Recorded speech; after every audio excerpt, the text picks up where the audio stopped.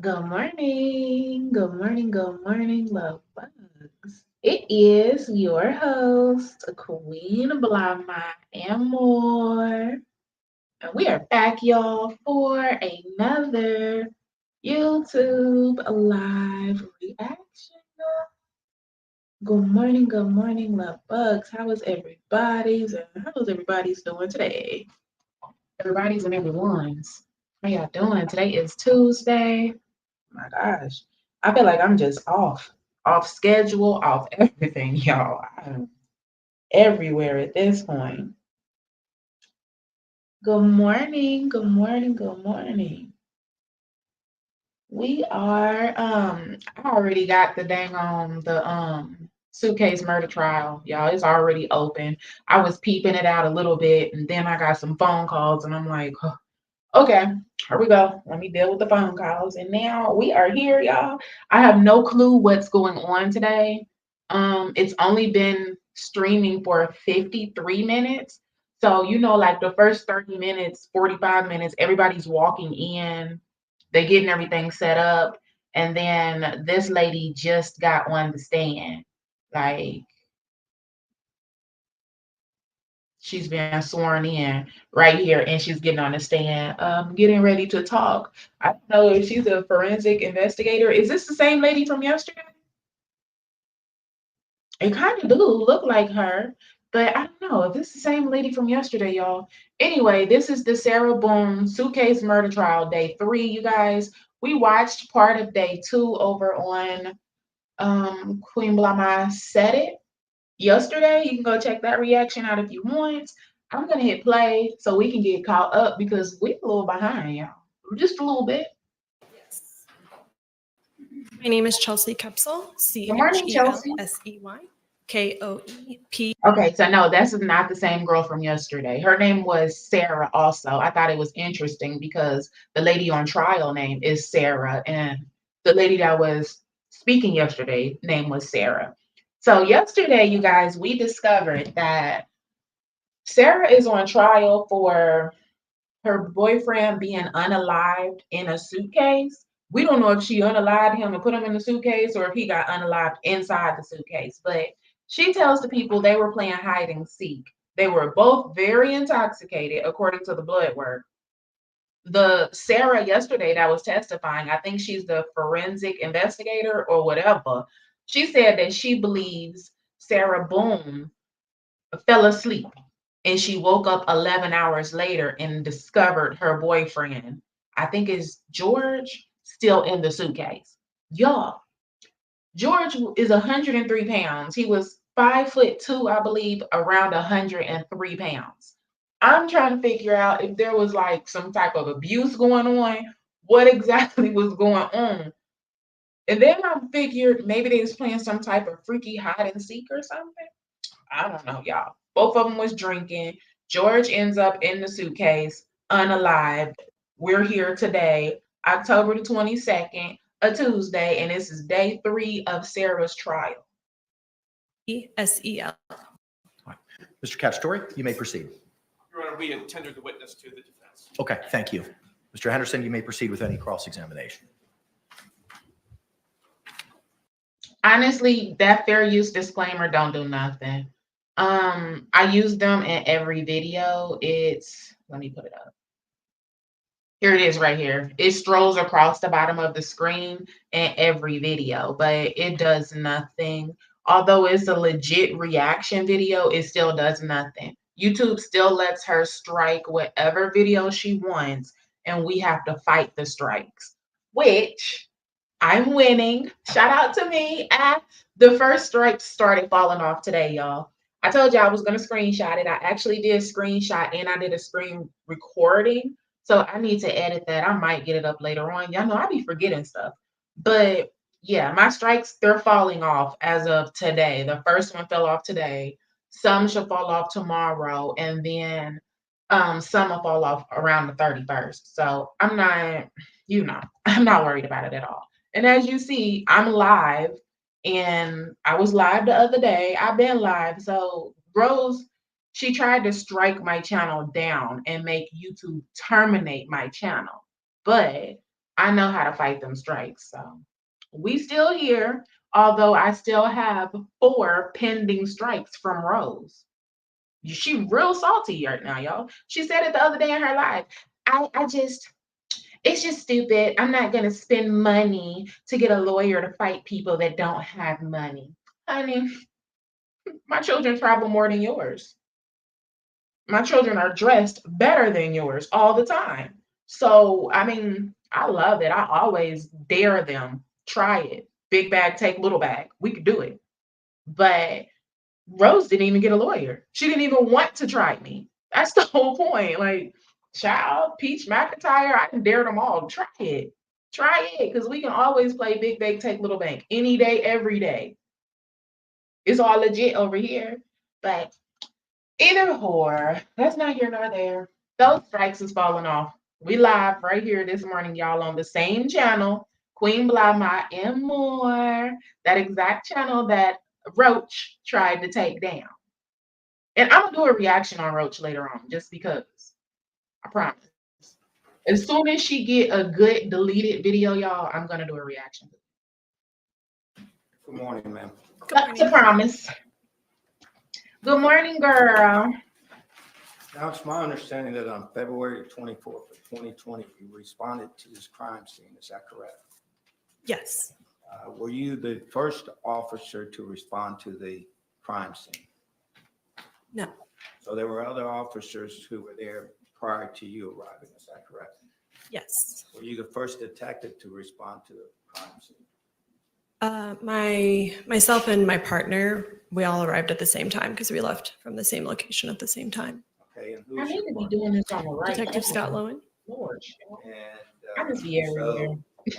throughout the whole time, you and Detective Lowen worked on this case together. Is that correct? Yes, he assisted me with this case. Now, when you arrived on the 24th, approximately how many other officers were there? Including like deputy sheriffs, like in uniform. Yes, ma'am. Yes. Oh, approximately 4, maybe, I would assume. Had it been designated a crime scene at that time, and had tape or security measures been taken to protect the scene? Yes, they had. So that had already been done by the time that you arrived. Is that correct? Yes, that's correct. Okay. Now, in the investigation, one of your, or what you're trying to accomplish in the investigation is basically get a basics of what took place. Would you agree with me there? Yes, I would. All right. And you can do that one or two ways, or a combination of ways. One is to take testimony of potential witnesses. Is that correct? Yes, it is. All right. This day, did you in fact do that? Yes, I did. And one of those potential witnesses was Sarah Boone. Is that correct? Yes, it was. And you took a statement from Sarah Boone, because we've all seen it. Is that correct? Yes, we have. And at that point in time, Ms. Boone did not have to talk to you if she didn't want to, did she? No, she did not. So she agreed to talk to you at that point in time? Yes, she did. Okay. Were there any other witnesses besides Ms. Boone that you talked to on this initial? I gotta watch the freaking body cam footage, y'all. I should have watched it yesterday, but the kids had some appointments and I was just out all day. But I need to watch the body cam footage because they say Sarah is really off her rocker. Date of the 24th. Just Brian Boone. And Mr. Boone told you what? You had a chance to talk to him. He told you his involvement. Is that correct? That's correct. Good morning, y'all. And in fact, wasn't Mr. Boone's testimony, was that recorded too? I conducted an audio recording, yes. Is that standard procedure when you do your interviews to try to record the interviews? Yes. What's the benefit of that? So I know what was said. Okay. So, and something goes on for a long time, you can refer back to it. Is that correct? Yes. Okay. All right. So, and out there, that's part of talking to witnesses or potential witnesses. Okay. Also, is your job too to identify potential physical evidence in a case? Yes, it is. All right. And in fact, on the 24th, did you do that? Yes, I did. Okay. Did you have anyone assisting you in doing that aspect of it? Yes, crime scene investigators and digital forensics investigator. All right. And was Miss Melissa Rothengarten, that's how it's pronounced? Pronounce it for me. Rough Garden. Rothengarten. Okay, thank you. Did she help you in that area? She was the lead crime scene investigator, yes. Okay. So were y'all walking around together? Give the jury an idea of how that process takes place, please. So yes, when I initially arrive on scene, I introduced myself to Sarah Boone and explained that I wished to go inside her residence, which she gave me consent to go in and look around.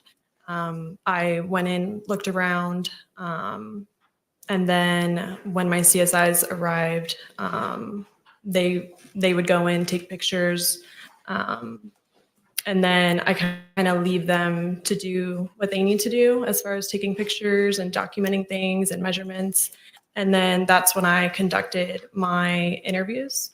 And then I would meet back up with my crime scene investigator after interviews were conducted, to kind of follow up with like things that I was told that would help us like identify things from the scene. And so, I mean, there's like multiple occasions where I would have met with my crime scene investigator inside the residence. So this is an ongoing process during that day. You get information, you consult with them, they have information, they consult with you, and you're making a determination of what potential physical evidence that y'all at least like to document by camera, correct? Pictures, or actually collect and take away. Is that correct? Yes, that's accurate. In that case, the suitcase was some evidence that y'all agreed on that we need to take this suitcase from the scene. Is that correct? Yes, it was. Okay. How about the baseball bat? Was that done that day? The baseball bat was collected, yes.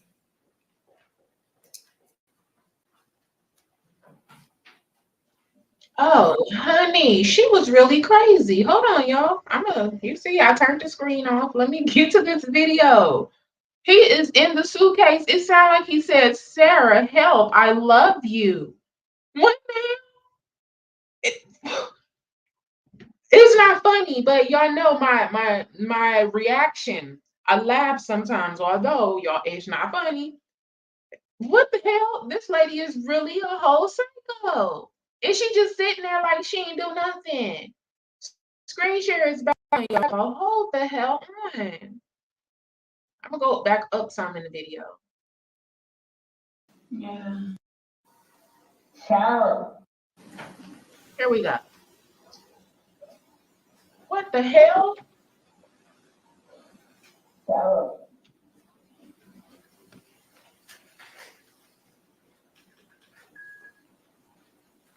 For everything you've done to me. Sarah. For everything you've done to me. Sarah. Fuck you. Oh my gosh. Sarah. Fuck you. Sarah. Stupid. Sarah. Oh my god. That's my name. Don't wear it on. Sarah. I can't fucking breathe, babe. Sarah. Yeah, that's when you do when you choke me. Sarah. Did she say that's what you do when you choke me? This is, I cannot at this point. I can't fucking breathe, babe. Sarah. Yeah, that's when you do when you choke me. Sarah. Oh, that's what she said. Sarah.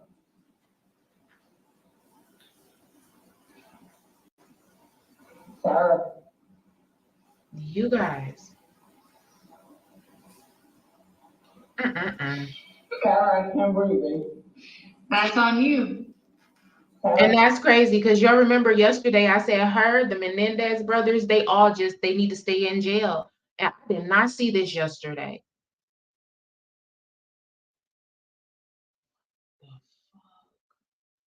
Y'all, I just cannot. Because this is real. Like, we watch stuff like this on Lifetime and fake stuff all the time. But this shit is real life. This isn't just a figment of somebody's imagination that's made up. They're not just writing a book. This girl really locked him in that suitcase and sat there recording it. And he unalived after this. I told y'all yesterday, sometimes I'm amazed at the stuff that we could just sit at home and watch. It's on you. Sarah.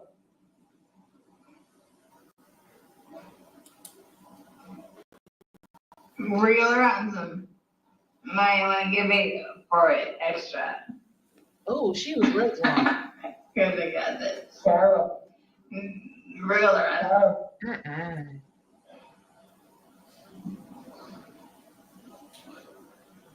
Sarah. I can't breathe, babe. Oh. That's what I feel like when you cheat on me. Sarah. I That's what it feels like when you cheat on me. Sarah, real life fucking crazy. That's what I feel like when you cheat on me. Sarah. Fuck you. can't breathe, Sarah. Yeah. You should probably shut the fuck up. Sarah. Oh my gosh.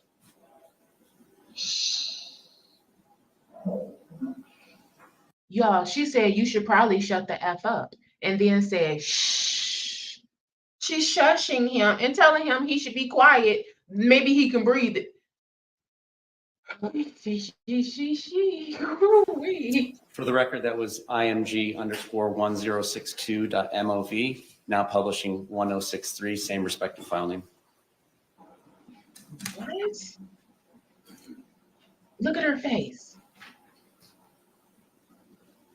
Oh my goodness. Sarah.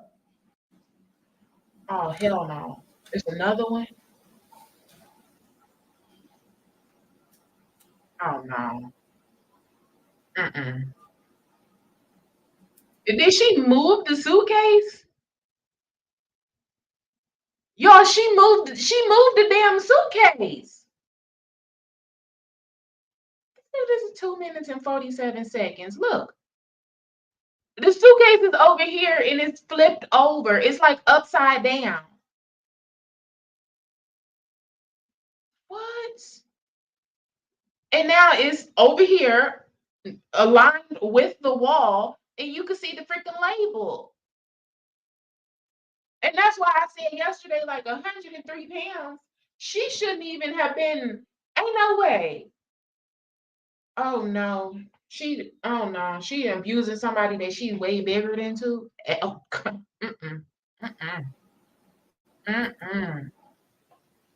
Well, maybe he did move. You think he flipped himself over? Oh my gosh, y'all, that's sad. No other questions of this witness? Any cross-examination? Is that it?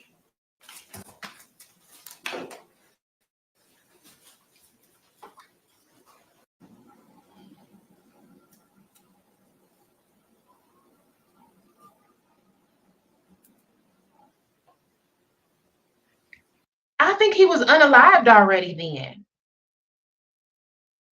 And that's why I went back to see if he said her name again. I think he was already unalived. Sarah. Oh no, he did call her name. So, oh my gosh, I can't. Oh hell no. Nah, y'all, I can't watch that no more. What the hoes? She really put that man in the freaking suitcase and then let him unalive? She unalived him. Let me get back to where we was. Child, y'all, let me turn my screen share back on. Ain't no way. I can't watch that no more. Oh no. Hell no. Sarah. Oh, oh, wait. I think Y'all know what I was about to say, right? I'm not gonna say it because she need to get what they tried to get him, and then there's brothers, right? Like, y'all watch Prison Break, y'all know what they was trying to give Michael brother. What's his name? I don't even know, but they was trying to put him the room. That's what Sarah need. They need to put her the room, like strap her down.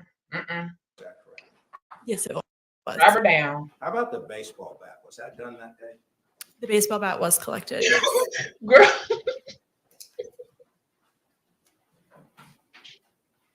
I said, I never even played hide and seek with my husband. What kind of crazy stuff? I couldn't imagine him saying, "You want to play hide and seek, babe? You're trying to unalive me, aren't you?" That's what my instant thought's gonna be from now on. Hell no, you're trying to unalive me, aren't you? No, thank you. No, fucking hide. All right. And they was drunk playing In hide your and seek. viewing of the suitcase, What? did you see the suitcase while it was unseen? Yes, I did. All right. Did you notice that if there was any items, other independent loose items in the suitcase? There were, yes. Were those items collected? In the suitcase. Some with of him? them were, yes. Who made the determination what items of that suitcase would be taken or collected and what would not be collected? I would say that I have the final say on what is to be collected or not collected, but we do discuss it together to make that determination for me to give the final yes or no. Do you recall which items you decided to collect from the suitcase? Do you have the property form that I can refer to? No, I'll try to find it. So he was in the suitcase with clothing and stuff. I know some of them, but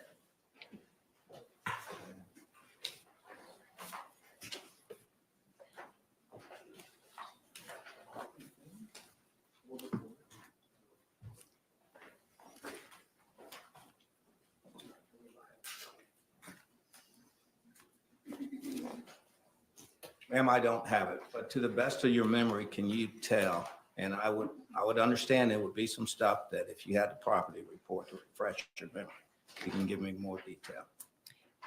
yes, to my understanding and to my recollection, we collected things that had blood left over on it. I want to say there was like a necktie potentially. I do recall there being a small amount of clothing and miscellaneous paperwork. So did she beat him up before she put him in the suitcase, or did he have a nosebleed inside the suitcase? But I do not think that we collected the paperwork. There was also a cell phone in there. It So he had was his phone? not, it was dead, the cell phone. And then, like I said, there might be one. So the forensic investigator yesterday said that they believe the body was in the suitcase for 11 hours. They believe that Sarah fell asleep and woke up and discovered that he was still in the suitcase and he was unalive now. But she's saying that she took the cell phone out of the suitcase also. So then the forensic investigator also commented about alcohol and what it does to your body and how it lowers your ambitions, and it just makes you operate differently from if you were sober. So now that she's saying it was a cell phone in there, this whole thing is out of control. And she said the phone was dead, but yesterday the forensic investigator said he was in there for about 11 hours. So I'm gonna tell you right now, 11 hours from now, if I don't put my phone on the charger, it's gonna be dead. Oh my gosh, this is too much, y'all. I need to be in the courtroom. They would kick me out. I'm like, hello, excuse me. I have a question. So do you think the phone was dead when he was in the suitcase? Or you think the alcohol prompted him not to call 911 on this bitch? When I told her, I can't breathe, and this bitch said, yeah, that's how I feel when you cheat on me. Hello, 911. This bitch got me locked in the suitcase. I'm locked in the suitcase. I can't get out of the suitcase. She's sitting there laughing, recording me in the suitcase. Come and help me. They had to put me out the courtroom, y'all. I can't. I think we collected 5 to 6 items from the suitcase itself, but obviously the property form would tell you specifically. But that is what I recall. Correct, and I understand, and that's fair. Okay, so potentially you collect these items because you believe they're evidence for the case potentially, is that correct? Yes. And some of these items you actually collect with the potential that you might need to have them examined in greater detail, is that correct? Yes. An example of something like that would be in this case, if you found blood on something, you might want to potentially examine that. Is that correct? Yes. And also the stuff that you're learning outside of these items also helps you in making that determination. Isn't that correct? I'm sorry, one more time. The stuff that you learn, the information that you're getting or you're receiving about what happened at that time will lead you to determine what items might need to be collected and what items might need to be tested. Correct. Is that correct? Yes.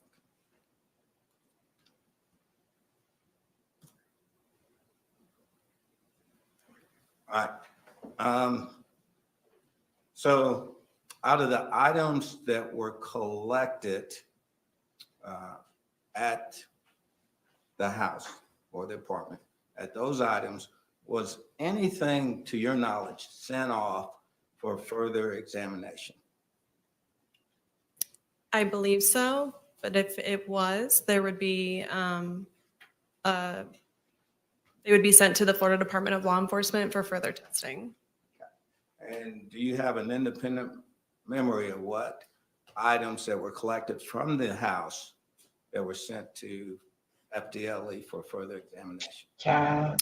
I don't recall specifically. Yeah, I would have went off on him a little bit by now. Fool, I don't remember none of it.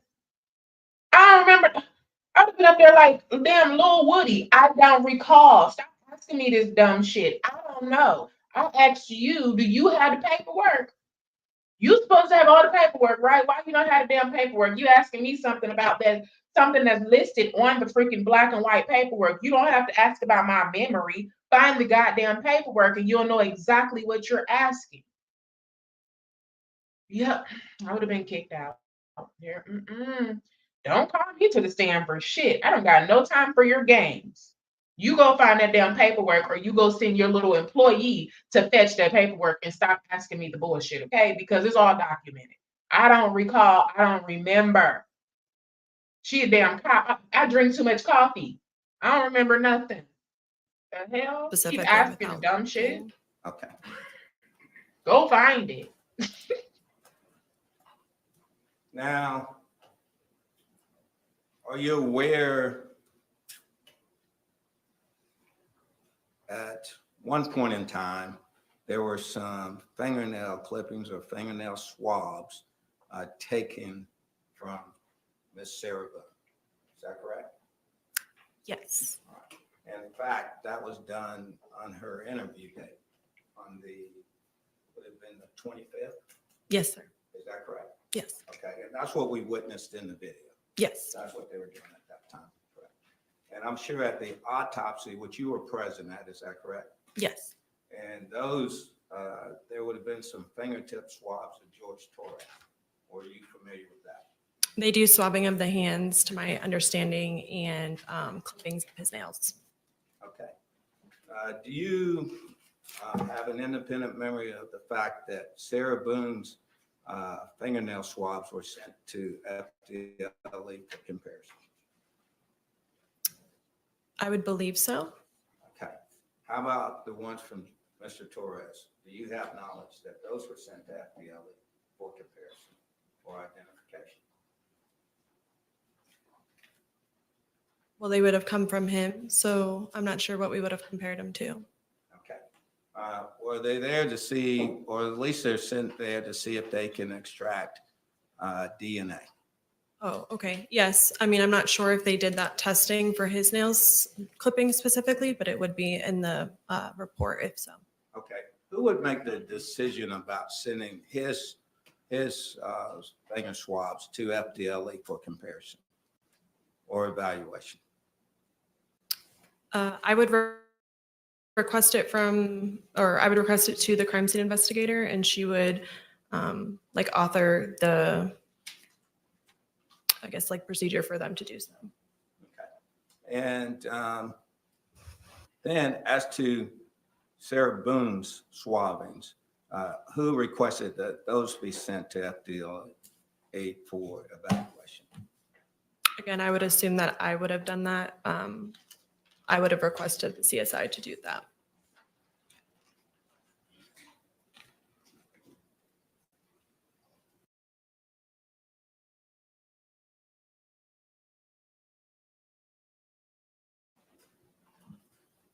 Are you aware of the results from those evaluations? I'm not asking you for the results, just if you're aware of the results.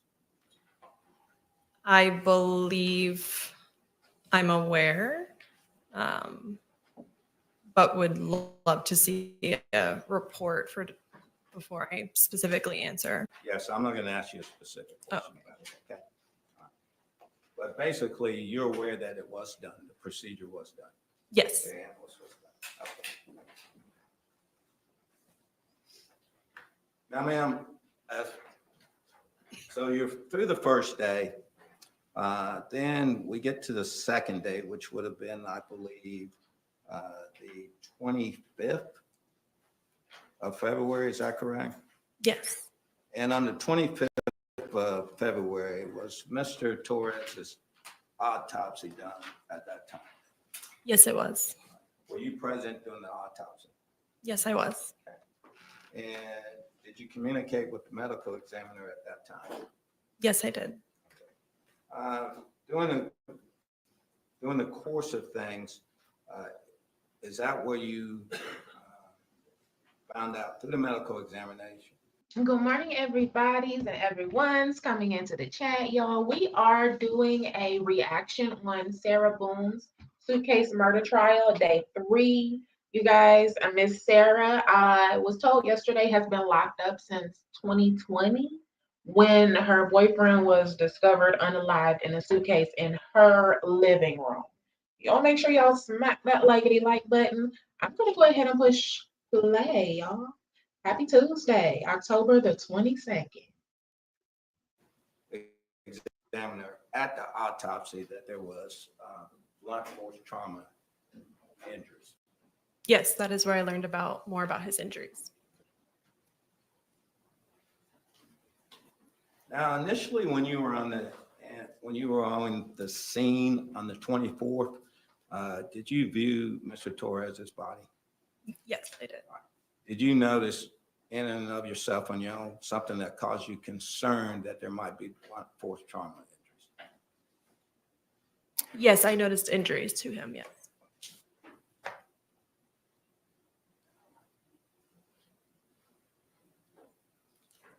Okay. So after the autopsy, you had additional information. Is that correct? Yes, I did. Okay. Now, there was an interview. Well, I don't know if it was an interview. There was a meeting set up for Sarah Boone. Is that correct? Yes. On the 25th? Is Yeah. that correct? Yes. Can you tell me how that meeting was arranged or how that meeting was set up, please? So either before I left the scene, the night of the incident, I obviously met with Sarah and told her that we were leaving. We had to go make next of kin notification. And I would have either at that time said I would like to meet tomorrow and arranged it then, at least to like let her know that I would like to meet after the autopsy. And then obviously from watching the video towards the end, she said something about like recalling a conversation that we had, like calling me. So there may have been a phone conversation that occurred later that evening where I either would have confirmed the time or told her the time then. I just don't have that like on an audio. But I know it either took place before I left the scene because I obviously would have, said my goodbyes and told her, hey, we're leaving. We're going to make next of kin notification. She was very concerned about that. So I would want her to know that we were doing that. So it either took place then or it took place on that phone conversation that we had. All right. The day prior to that, on the 24th, ma'am, you received Sarah Boone's phone. Is that correct? Yes, her phone was on the scene, yes. And when you received that phone, Sarah Boone had given you that phone. Is that correct? No, she was not allowed in the apartment to give me the phone. I'm sorry. Did she give you permission to take the phone? Yes. Okay. Is that correct? Yes, I was given permission to go through her phone, yes. Because at that time, you hadn't applied for any type of search warrant to get or search the phone. Is that correct? No, it was based off of consent. Okay. So she had consented to you for you to have her phone. Is Yes. that correct? She also provided you the code to get in the phone. Is that correct? Yes. So at this point in time, Ms. Boone is cooperating with you. Isn't that correct? Yes. Now, ma'am, do you recall telling her, Ms. Boone, that she could get her phone back the next day?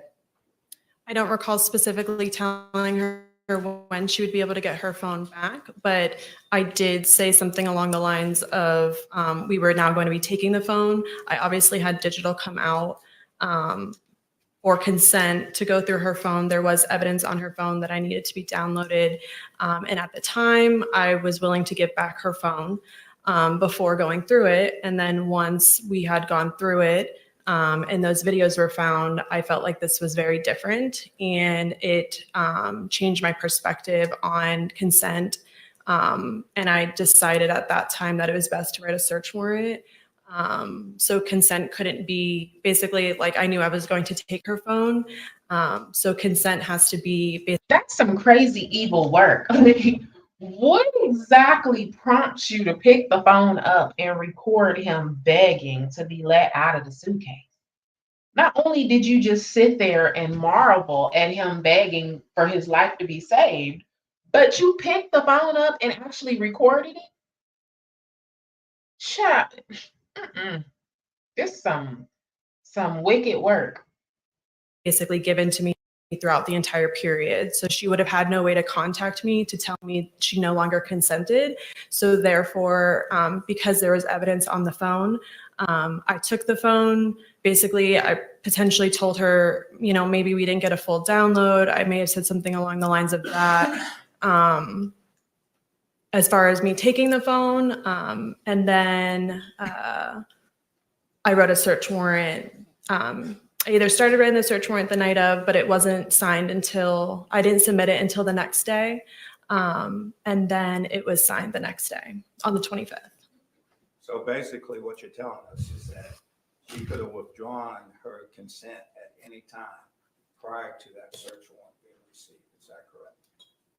Well, while I was on scene, but at the end of the day, there was evidence on the phone. So I knew I could go through I knew I could get a search warrant to go through the phone based off there being evidence, like the 911 calls, and her explaining to me that they had spoken to family members. Please silence your cell phones.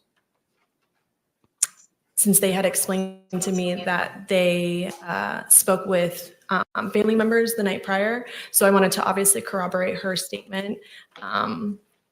So I knew that I would be able to get into the phone through a search warrant. But yes, she could have not consented and she could have not signed the paper consenting while we were on scene. But before you left scene, you knew that Sarah Boone was not going to get that phone back. Is that correct? Yes, that is correct. Okay. So when Sarah Boone called you the next day,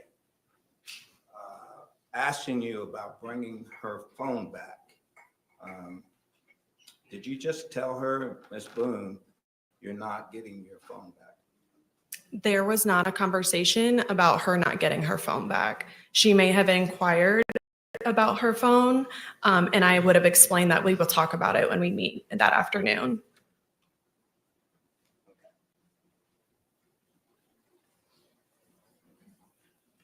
So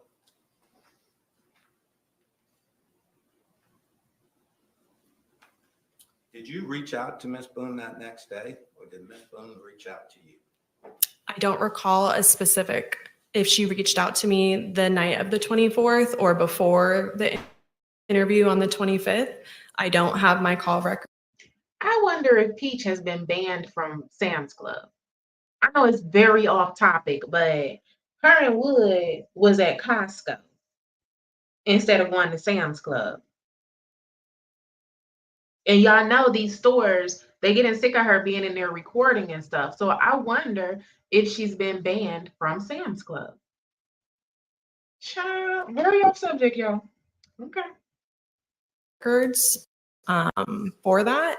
I'm just basing it off of the interview where she had basically said that, yeah, I have your business card and I can contact you like I did. So my assumption would be that we did have some sort of conversation either the night of the 24th or before the interview on the 25th. On the 20th, did you make arrangements with Sarah Boone to meet with her on the 25th? So I either made arrangements on the 24th with her before leaving the scene, and I would have told her I would like to meet with you the next day. Or I said, and I may have given her a specific time at that moment, or when we spoke later that evening on the phone, I may have confirmed the time or given her a time then. But she definitely knew that we were meeting at 3 p.m. on the 25th at Orange County Sheriff's Office Central Operations. And ma'am, you just don't remember at what point in time you informed her to set up this meeting with her. Is that correct? It's one or the other that One I'm. or the other? Yes. Okay. As it being one or the other, you did you prepared the investigative report in this case, is that correct? Yes, I did. And the investigative report, you basically summarized everything that took place on this case up to a certain point. Yes, Is that correct? it was a summary. Yes. All right. As far as evidence, as far as witnesses who were talked to and synopsis of what they said to you at that time, is that correct? Yes, things that I did specifically. It was a summary of that. I found your investigative report to be in great detail because it helped me track this case from basically beginning to not to the end, but to the point where the report stops. And it seems like in your investigative report, you are very thorough about details. Is that correct? I would say I'm a detailed person. Yes, thank you. Okay. So being the detailed person you are, and absolutely doing your law enforcement training, they tell you, or they train you that your reports should be very much in detail. Is that correct? Yes. Okay. Because you might have to refer back to them at a later time. Is that one of the reasons? Is that correct? Yes, and to prepare myself for depositions and trials. Okay. And just to give an accurate picture of what you did and what took place and what people told you. Is that correct? Yes. Okay. Being as thorough as you are with these contacts with people, I didn't see in the investigative report when the arrangement was made with Sarah Boone to meet you down, and where did y'all meet? The Orange County Sheriff's Office Central Operations. All right. To meet you at the Orange County Sheriff's Office. I did not see that in the report. Do you have an explanation why? It's not typically something I would put in my report. Okay. Do you remember in having the conversation with Ms. Boone about this meeting that was supposed to take place, that you said that you could not return the phone to her that day because you were not feeling very good? Remember telling her that? That never happened. Ma'am?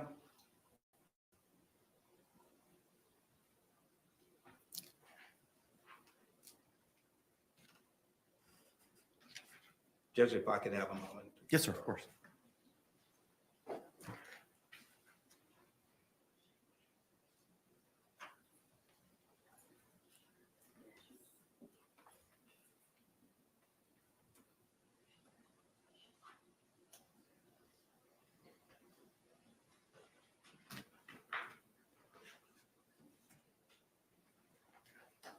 Ma'am, during this time frame, were you pregnant at this time, at that time? Yes, I was. Okay. All right. Well, anyway, Ms. Boone, there was a meeting arranged. Is that correct? For the 25th at 3 p.m., yes. Yes, and Ms. Boone showed up for that meeting. She the did. 25th. Yes. That we saw. Okay. Now, ma'am, I'd like to talk to you about some other investigation.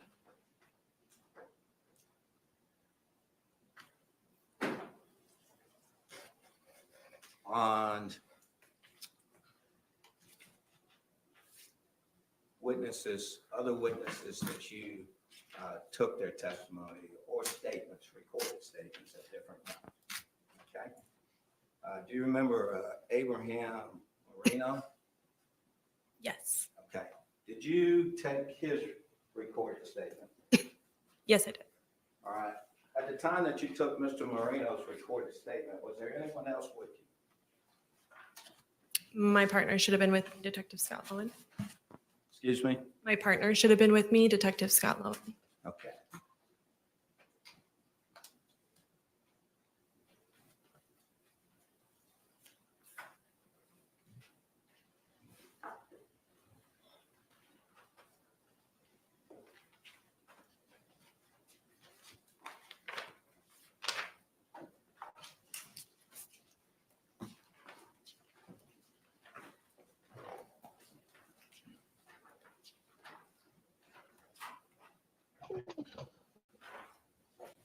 Good morning, everyone. Y'all, welcome to the chat. We're doing the Sarah Boone Day 3 Suitcase murder trial. Ma'am, as to who was with you, would it help refresh your memory if you were to see your investigative report as to that interview? Your Honor, I would object. She hasn't said that she needs any aid in refreshing her memory. Objection sustained. Ma'am, was Detective Scott Lowen with you during that interview? Yes, I believe so. May we approach? Yes.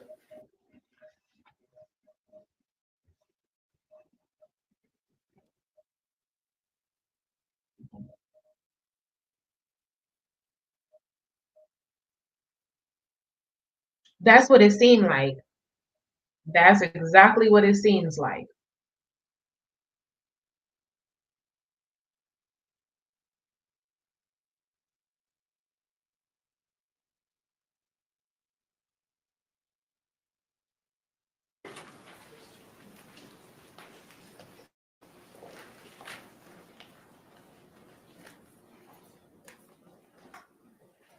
Ma'am, do you have an independent memory of Detective Scott Lowen being with you at that interview? I believe my partner was with me on the interview. Yes, I typically wouldn't go and do some follow-up without my partner being with me. Thank you very much. Now, ma'am, did that interview, what date did that interview take place on? I believe the 26th, February 26th of 2020. Okay, thank you. Ma'am, was that interview recorded? It was audio recorded. Was the entire interview audio recorded? Yes, the entire interview was audio recorded.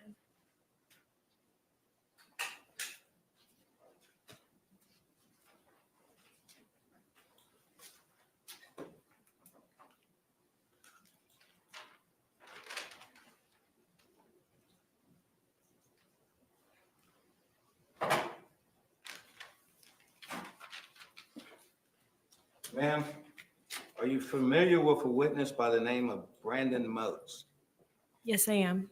On February the 27th of 2020, did you interview Brandon Moats? I believe so. It was either the 26th or 27th. Yes.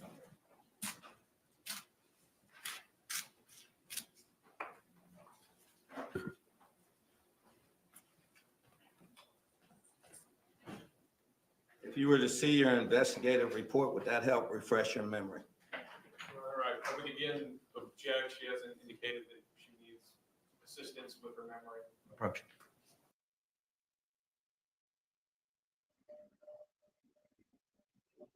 Got that report, but he don't have no other damn report he needs. Asking her to remember everything off of memory, but you got the report that you make sure you want. Boy, please. Hell no, I don't remember nothing.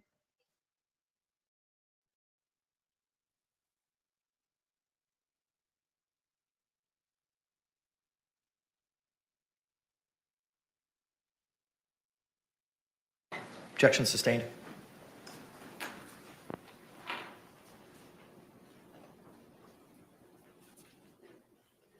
Ma'am, if it was the 27th, you would not disagree with that, would you?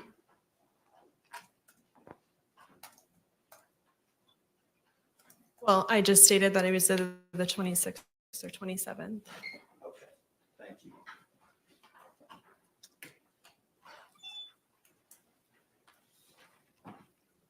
Ma'am, Mr. Moats, he was the neighbor living in the apartment or the connecting apartment, wall apartment with Ms. Boone and Mr. Torres. Is that correct? Yes. And he's the one who told you about the loud noise. Is that correct? Yes. Okay. Did you interview anyone else in reference to that loud noise? So I was interviewing Brandon, and then my partner was interviewing Vincent, the other witness, and I came in at the end of the interview with Detective Lowen. Okay, so that's Vincent. Do you know his last name? I would butcher it. Me too, but Taglilla, something like that. We're talking about the same person? Yes, sir. Okay. And then That's crazy. Attorney is like low key a little bit good because he got up there and was asking the forensic investigator questions yesterday, and I'm just like, oh my goodness, he really trying to go for it, isn't he? And now he doing the same thing to, I think her name is Kelsey. Oh my, all right, Sarah. that interview takes place on February the 27th of 2020. I believe so. I interviewed witnesses after I interviewed Sarah. The 26th or 27th would be my memory. Okay, thank you. And then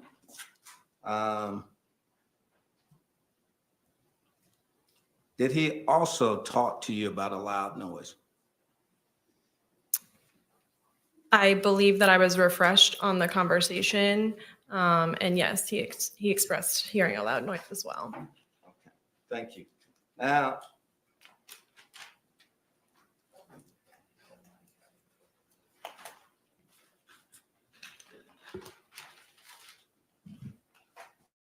and those interviews were actually audio recorded too, is that correct? Yes, they were. Now let's go to Ms. Boone's interview. And that would have took place on the 25th, is that correct? Yes. Okay. And Ms. Boone came down. And ma'am, prior to Ms. Boone coming down for the interview, had y'all made the decision that Ms. Boone was going to be arrested? Yes, I plan to arrest Sarah Boone. Okay.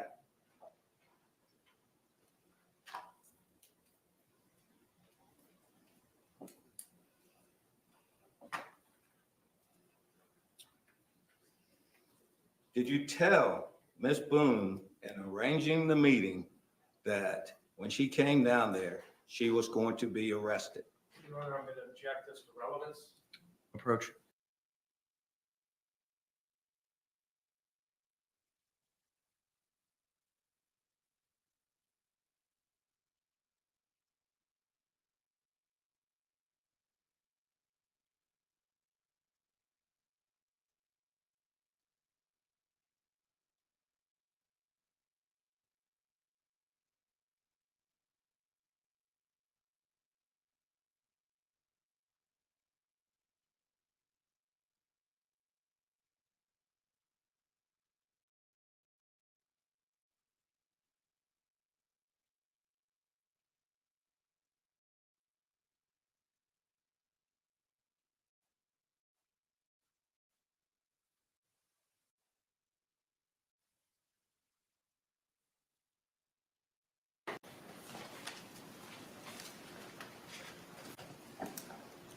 So ma'am, at that time, you did not tell Ms. Boone prior to coming down there that she was going to be arrested.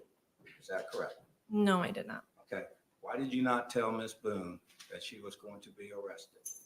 We plan to meet at 3 p.m. and go over the autopsy and have another interview. So, I mean, I'm not sure why I would tell her that she's going to be arrested. That would potentially cause her to flee, not come, and then we have to go find her and make it more difficult for everyone. Or potentially get an attorney to come with her? She was read her rights that said that she has a right to an attorney, and if one cannot be provided for her, she will be appointed one. I understand that. You read her those rights when she got there. Is that correct? Yes, I did. You didn't read those rights to her before she got there, though, did she? I wasn't in contact with her, physical contact with her. Okay. So, but you said potentially for fleeing. My question was, potentially she could have got an attorney too to come with her. Is that not correct? I misunderstood your question. I didn't hear potentially bring an attorney with her, but yes, I guess she potentially brought an attorney with her.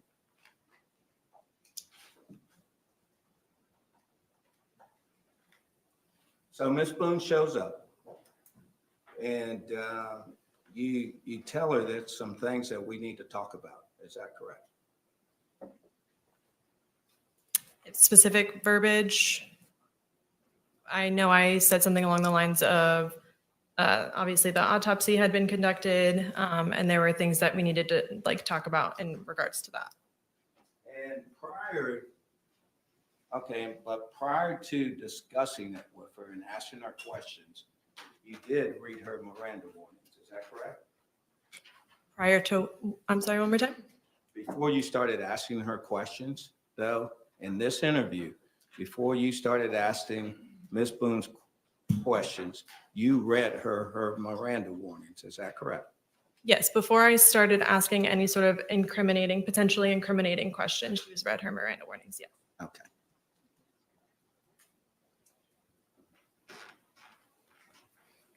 Ma'am, do you remember as part of the Miranda warnings that you read to Ms. Boone, did you read her the one that states that if you decide to answer questions but want to stop answering and consult with an attorney, you may do so? Do you independently remember reading Ms. Boone that instruction? Nope. I Nope. don't recall that specific, but I do have my Miranda card on me, but I don't recall that that's what that says. But it is on audio and video recording. Okay, thank you. You're welcome. He really trying. Now, ma'am, at that point in time,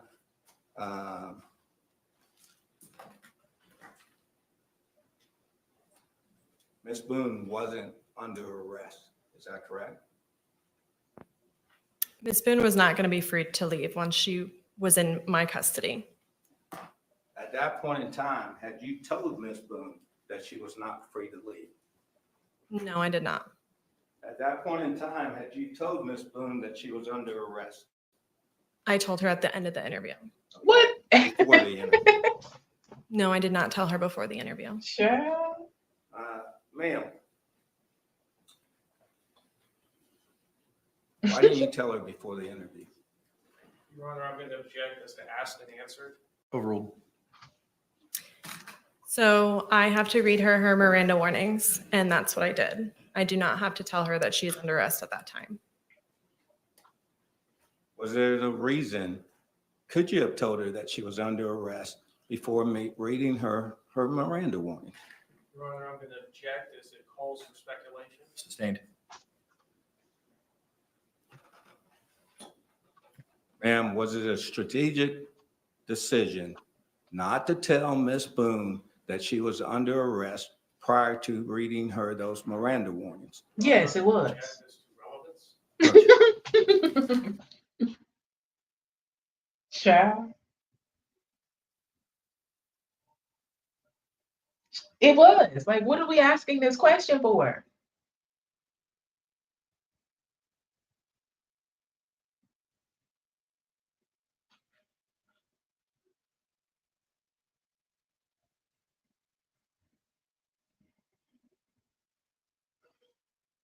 Stay quiet again, y'all. He done had a couple objections.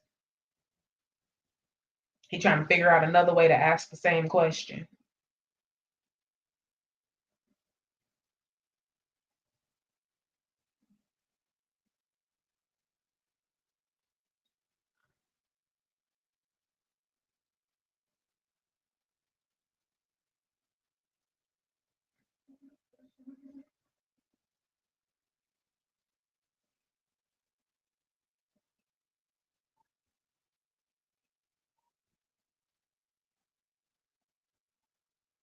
All right, y'all.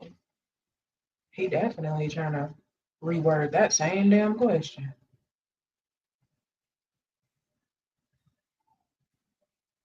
I'm fast forwarding through the silent scenes, you guys. Y'all take a second to hit the like button. You can grab you some water real quick if you want to. Whatever. I'm doing a Sam's Club pickup, so yeah. Do your thing, girl. Do your thing. The objection is sustained.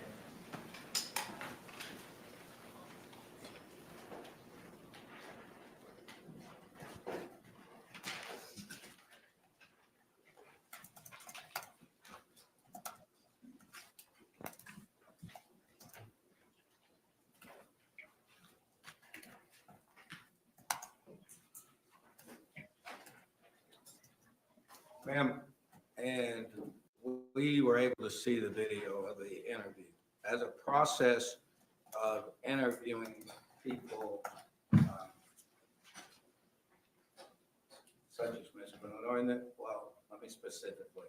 In the process of interviewing Ms. Boone, is law enforcement free to give information that might not be accurate or true during the interview process? Are you asking if we're allowed to lie to her? Yes. Yes, to an extent.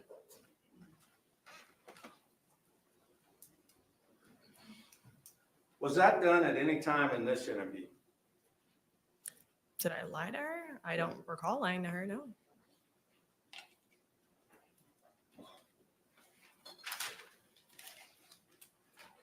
I confer, Judge. Yes, sir.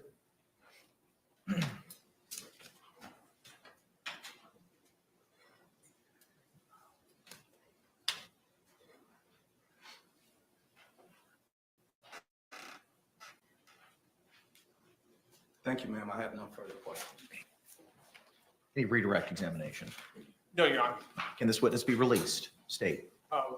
We have her subject to recall. Okay. Subject to recall. All right, ma'am, you're released subject to recall. Thank you. Great, thank you. State, any other witnesses, evidence, or testimony to be produced?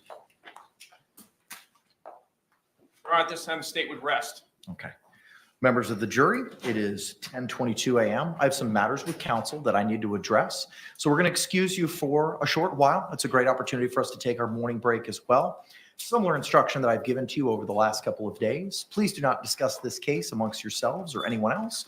Do not conduct any independent research or investigation as the person. I want to make an argument that I think has some merit. I've been paying close attention to the testimony in this case, and I want to point a couple things out.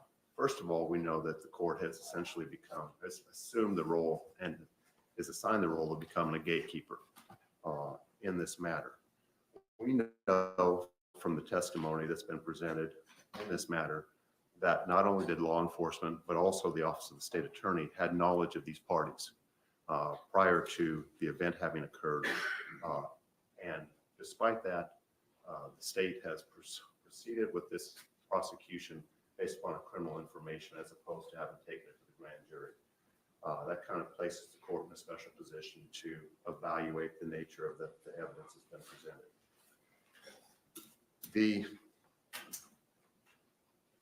I want to focus on the second-degree murder allegation. And one thing that occurred to me while watching the evidence as it was presented, watching the videos, particularly of the interrogation, was part of the dialogue between Ms. Boone as well as Detective Scott Lowen at the end of the interrogation. And I'm going to paraphrase. I apologize. I should have written this down verbatim. I did not. But she's advised that she is being placed under arrest. Something to that effect. And her response is, "Why are you doing this?" The detective's response to Ms. Boone is, "Because George is dead." I'm sorry. Because George is dead. That's not enough. It's not enough to support a second-degree murder, prosecution, conviction, or should it even be enough to allow this matter to go to the jury? Now, there are three elements of the second-degree murder information. The first is that the victim is dead, that Mr. Torres is dead. We stipulated to his identity. There has been no argument to the fact or the idea that he died in this incident. However, the state also has to show that it was caused by a criminal act and that the act was imminently dangerous and demonstrated a depraved mind.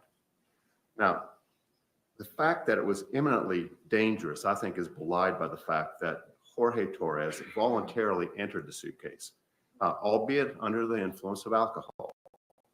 But the perception of dangerousness that's attributable to the victim, apparently he did not perceive it to be a dangerous or an imminently dangerous situation in having entered the suitcase, possibly because of the influence of alcohol on his capacity to make decisions, should necessarily be attributed to the defendant as well. But I also want to focus on the depravity issue, which the state must prove, and pursuant to the jury instruction in this matter, depravity is equivocated, is made the equivalent of ill will, hatred, spite, or evil intent. And that's not enough.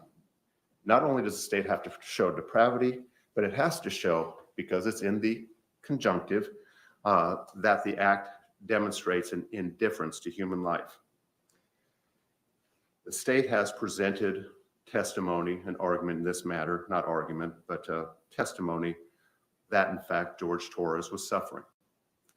Suffering does not equal hatred. It does not equal ill will. And even if they were to establish negligence, that's not homicidal. Suffering is not him begging to get out. It's not him saying, "Sarah, I can't breathe."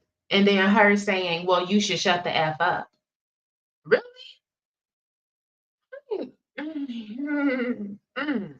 Y'all, this is my critical review of what the hell is going on in day 3 of the Suitcase murder trial with Sarah Boone.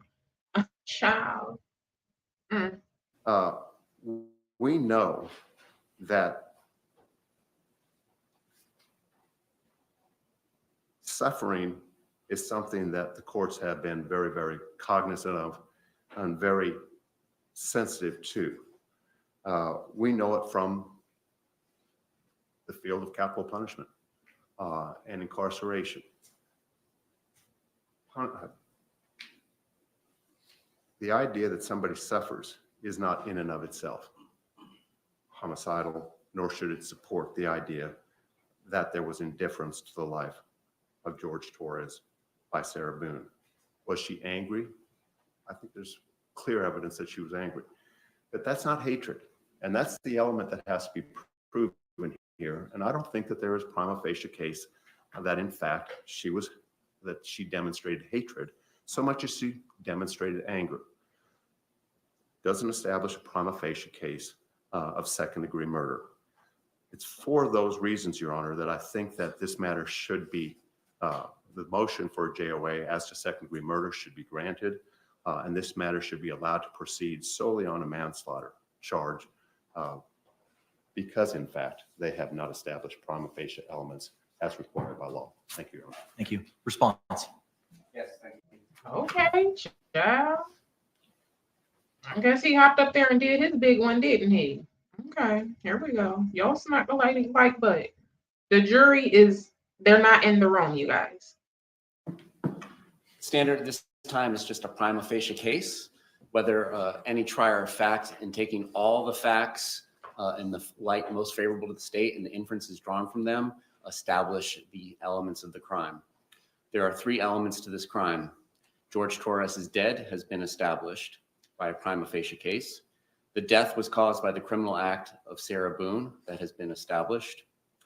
There was an unlawful killing of George Torres by an act imminently dangerous to another and demonstrating a depraved mind without regard for human life. An act is imminently dangerous to another and demonstrating a depraved mind if it is an act or series of acts that a person of ordinary judgment would know is reasonably certain to kill or do serious bodily injury to another. It's not Miss Boone's subjective statements on February 25th. I had no idea you could die from being zipped into a suitcase for 13, 15 minutes before she goes to bed. 2, is done from ill will, hatred, spite, or an evil intent. We heard what she said. The 2-minute video starting at 11:12 p.m. 45 seconds should be linked in Merriam-Webster's digital dictionary for the definition of depraved mind. Fuck you, I don't care, laughing is of such a nature that the act itself indicates an indifference to human life. Sarah, that's my name, don't wear it out. Judge, there's no question that a prima facie case has been laid. In addition to the 2-minute video and then the 22-second video 11 minutes later, we also have the defendant's inconsistent statements that she has made in regards to these events. And therefore, we have that factual issue for the jury to decide. She made statements on the 911 call and to law enforcement, both on the 24th and 25th, that I have no idea what happened. I just went to sleep. Everything was good. And then when confronted with her video on the 25th, we see that there are 2 distinctly different sets of statements that were made. So this is sufficient at this stage in time for a jury question. Thank you. Thank you. Any other additional argument, Mr. Beck? No, Your Honor. All right, thank you.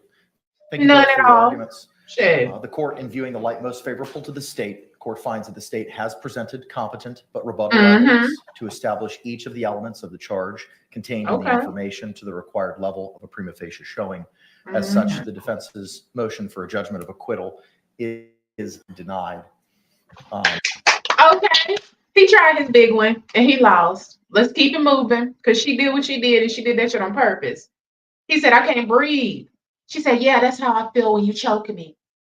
He said, I can't breathe. She said, yeah, that's how I feel when you cheat on me. He said, I can't breathe. She said, well, maybe you should shut the F up. Honey. Child, bye. Defense, do you intend on putting on a case? Yes. We wait in defense. Ms. Boone, I have a couple of questions to go over with you. Judge, if I may. Yes, sir. In a normal criminal trial, my position has always been to put on the defendant last. Call whatever witnesses, put on exhibits, photographs, testify. Because of the nature of discharge and our defense, self-defense and that of spouse, we understand that we have to put on her first, Sarah first, in order to then consider whether or not we establish enough evidence for self-defense instruction. So she's going to have to be going first as the witness. I'm going to need a few moments with her based on everything that's going on and based on that denial of that motion for judgment of acquittal, to just go through it again, because I know you're going to ask the colloquy about all that.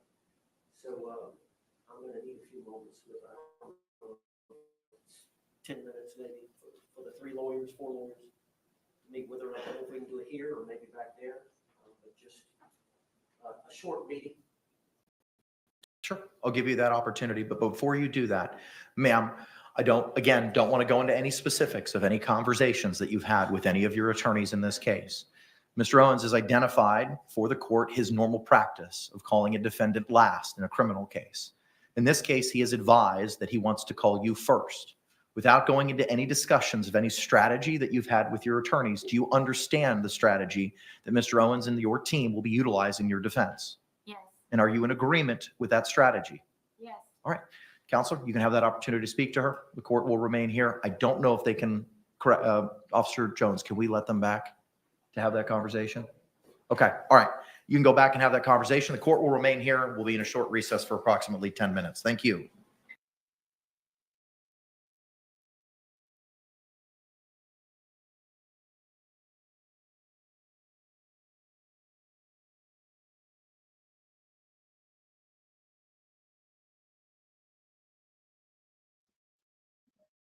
Okay, so they done with their recess. I'm gonna take it back a little bit because it's lagging like crazy. But they done with their recess now, y'all. They had 2 recesses actually. I fast forwarded through them, and then y'all heard them try to make their case. It was denied. Everything stands as it was. Then Sarah went to talk to her attorney, and the defense is getting ready to call Sarah to the stand to testify. This, I feel it. I feel it in my bones. This is about to be good. This is about to be good, y'all. This is about to be good. Y'all make sure y'all snap that like button. I do think this is absolutely ridiculous. Seriously, seriously. Serious, mysterious. We did that one. Oh my goodness. Y'all, we almost in November. Oh, hecky no. Child, this is crazy. Oh my goodness, we are about to be in November. I can't believe it. I can't believe it. Oh. I love November, you guys. I love the end of October, and I absolutely love November. I think these are my 2 favorite months, although my birthday is not in either one of them. Y'all know I'm an Aries. Hey, shout out to the Aries. But yes, the end of October and November, that's my time. That's my time. I think I was initially supposed to be a Scorpio. I don't know what happened. We just chit-chatting. Sarah, she gonna be taking this stand eventually, y'all. So we just chopping it up. I'm just chit-chatting, talking to y'all. I think this is getting ready to be very good. I still can't believe she forgot he was in the suitcase. I don't think she forgot. Honestly, I don't think she forgot. I think the fact that she slept for 11 hours, I think she fell asleep. But she didn't forget he was in that suitcase. She knew he was in there. She was just intoxicated, and her dumb ass fell asleep with him still in that suitcase. And I don't think that changes the fact that she recorded him begging to get out of that suitcase, and then her being so intoxicated. And I actually wonder if he fell asleep too with the dang on intoxication.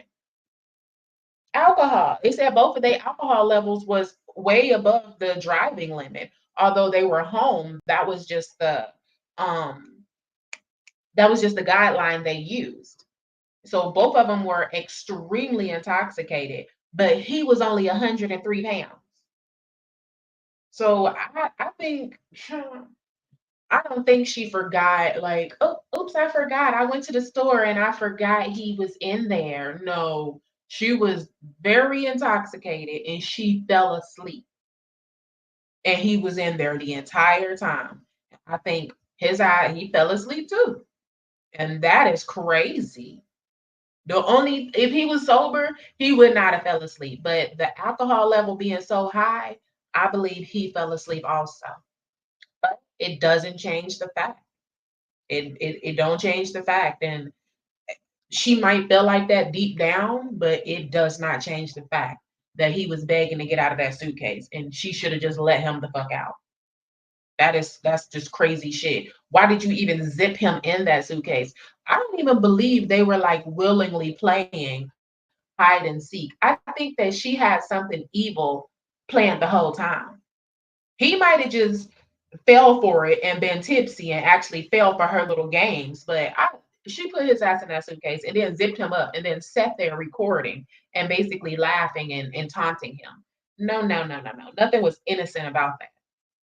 And what grown people play hide and seek with their significant others? I mean, really? Hide and seek? Not hide and get it, hide and seek. And you can't get it in the suitcase, so what the hell? Mm-mm.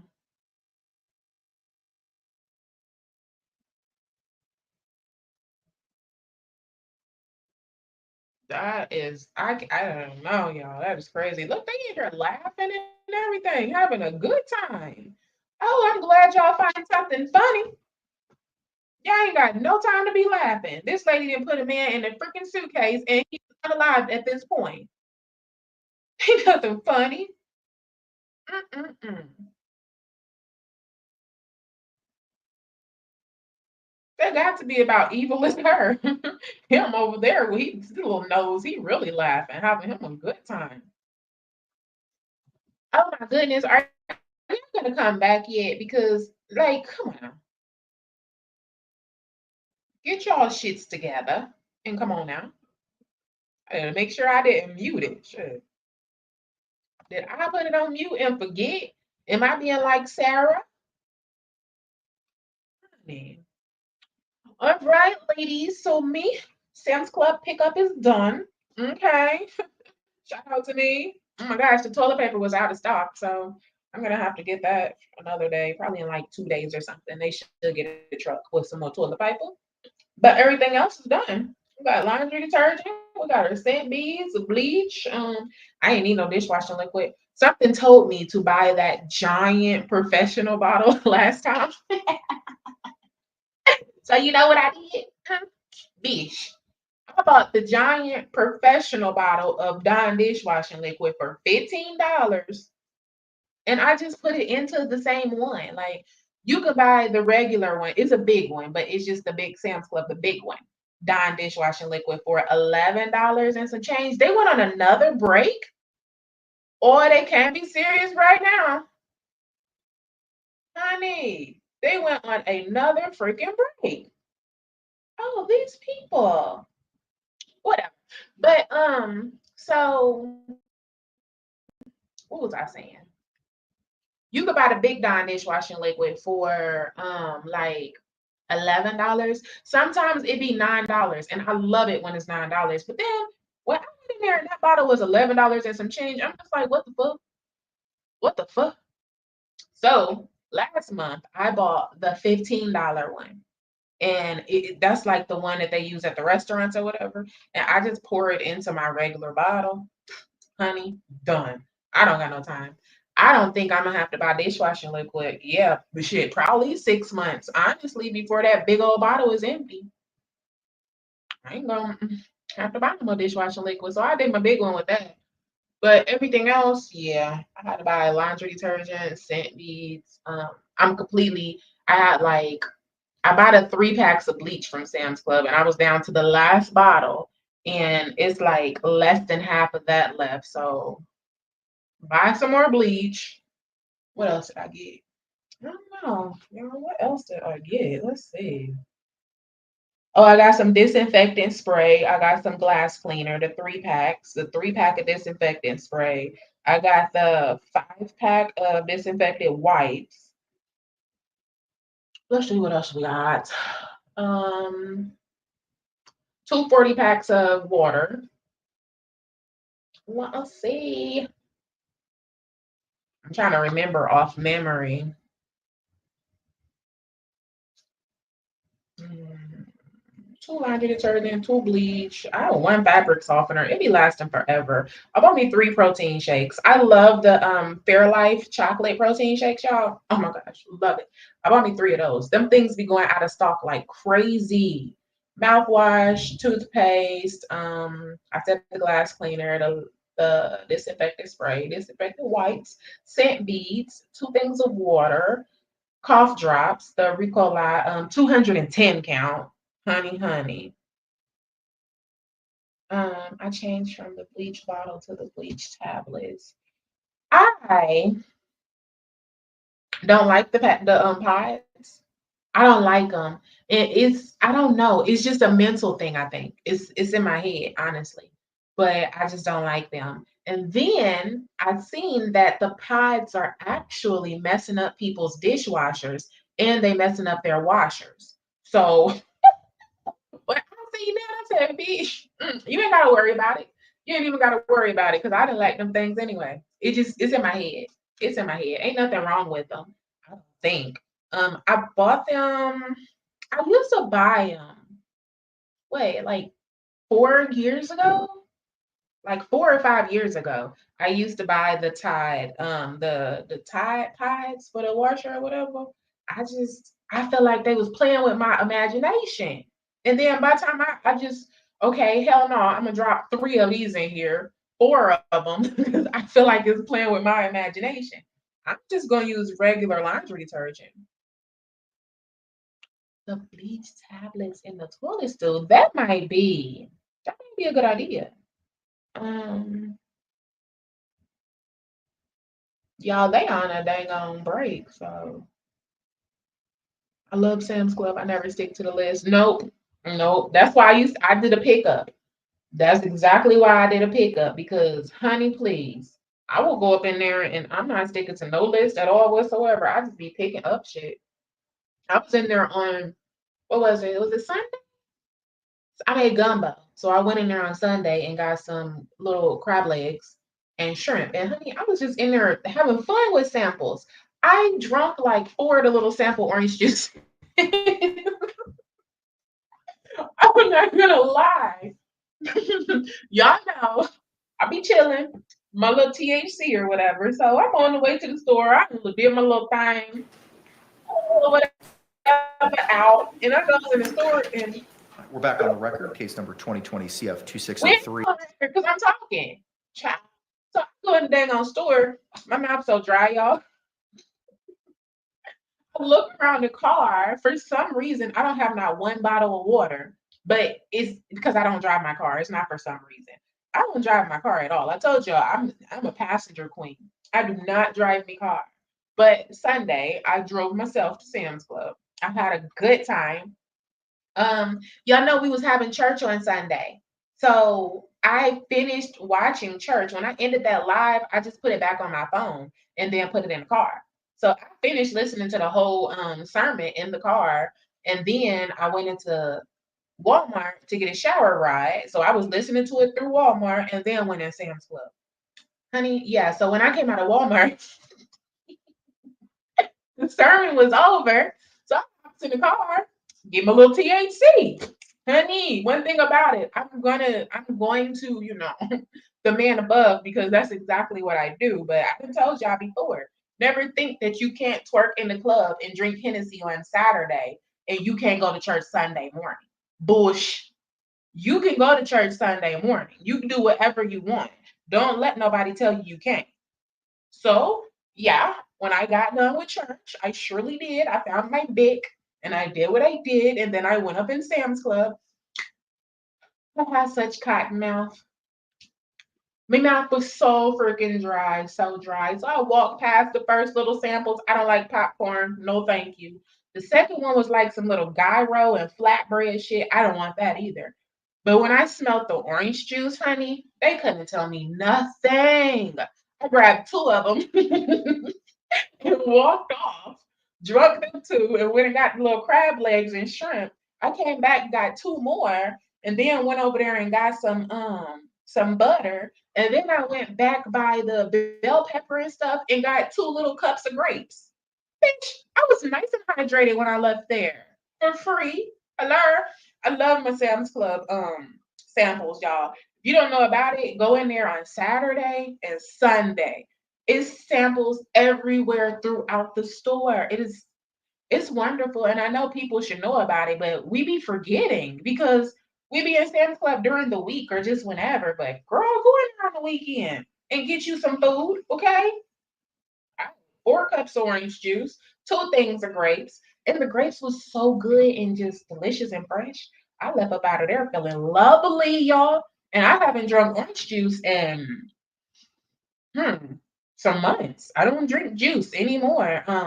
But if Sam's Club, if you know anything about it, they literally squeeze them freaking oranges right there and then put it into the bottle.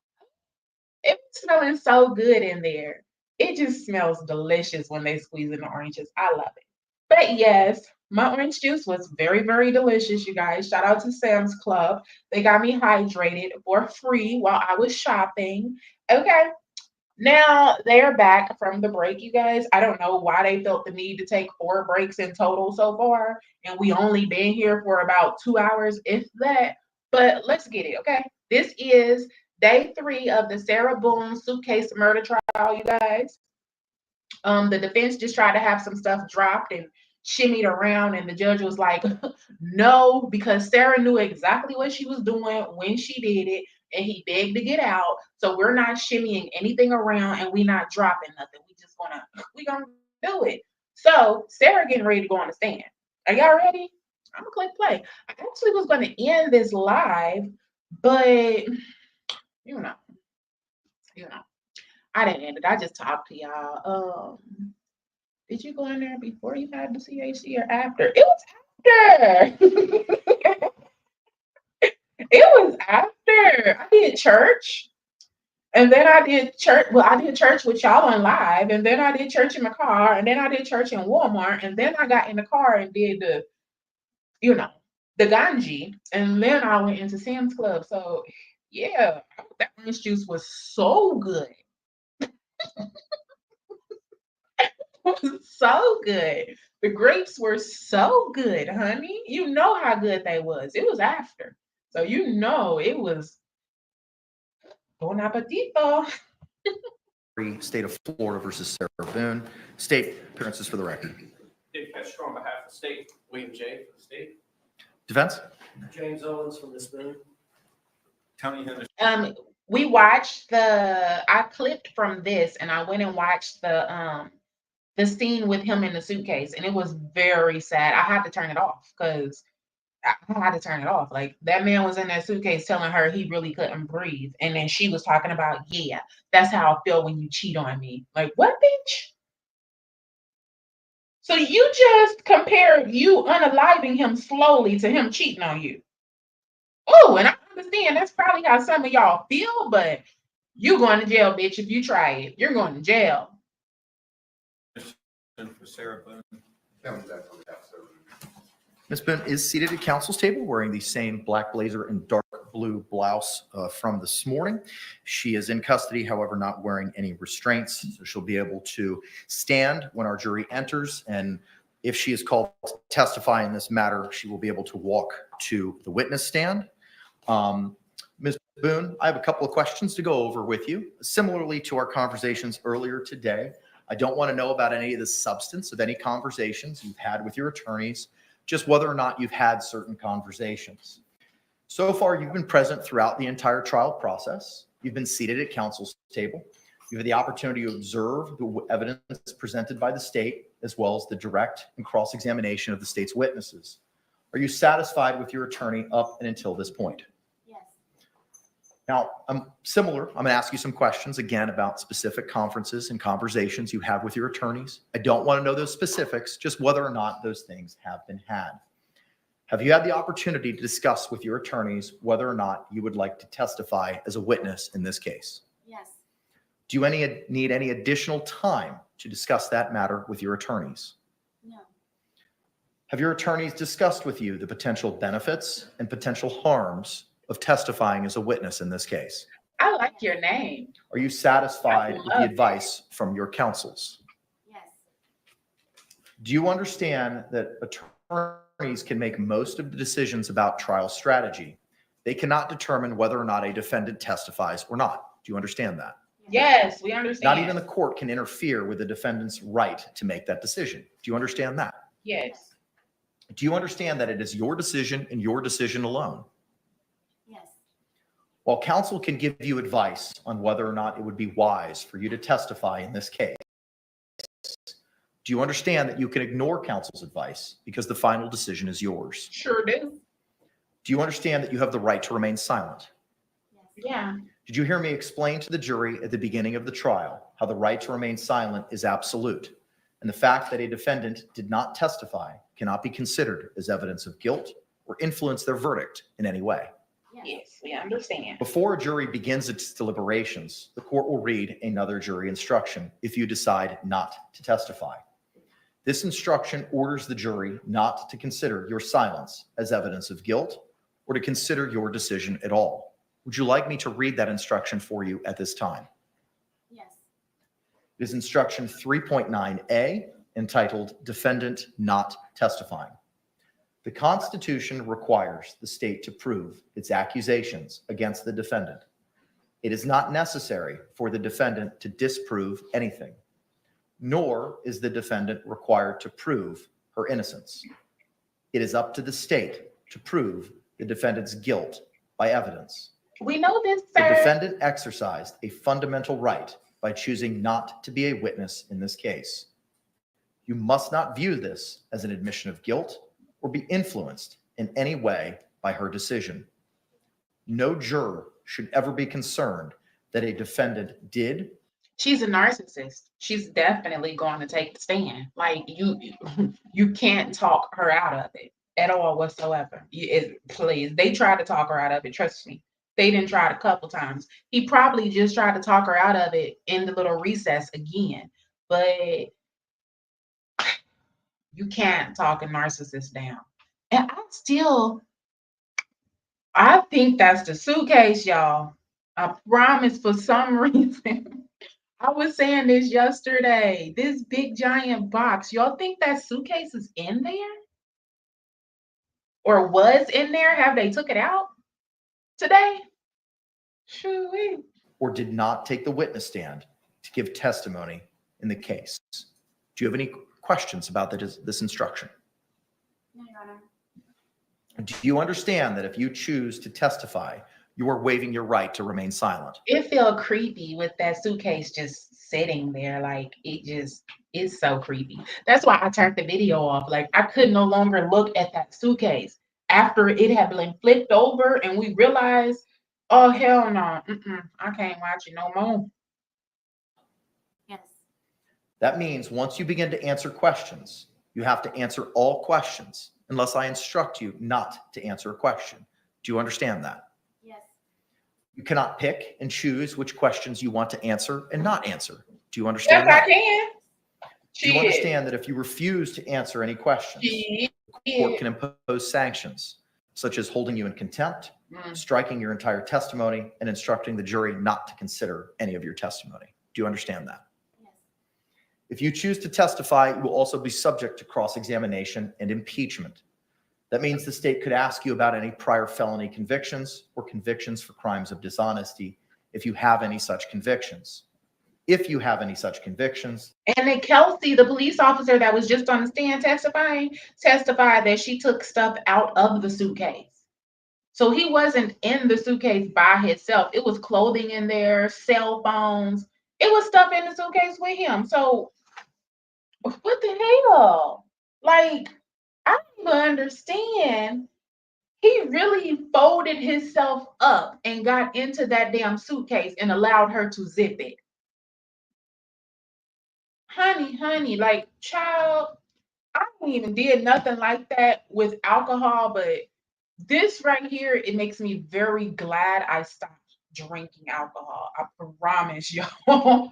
Ever since yesterday when they said that they were over the alcohol limit and alcohol caused this, I was just like, man, see, this right here. This makes me so proud. Y'all. I'm good. I'm cool on alcohol.